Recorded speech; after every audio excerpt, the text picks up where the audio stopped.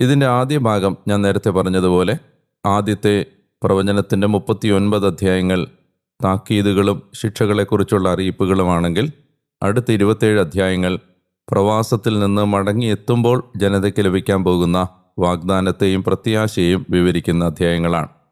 യെശയ്യാ ഉസിയ രാജാവിൻ്റെ കസിനായിരുന്നു, ബന്ധുവായിരുന്നു. യെശയ്യായുടെ ഭാര്യയും ഒരു പ്രവാചികയായിരുന്നു.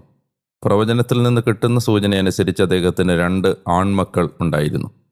യഹൂദന്മാരുടെ പാരമ്പര്യം പറയുന്നതനുസരിച്ച് യെശയ്യാ കൊല്ലപ്പെട്ടത് മനാസെ രാജാവിൻ്റെ കാലത്താണ്, ഹെസക്കിയായുടെ മകൻ മനാസയുടെ കാലത്ത്.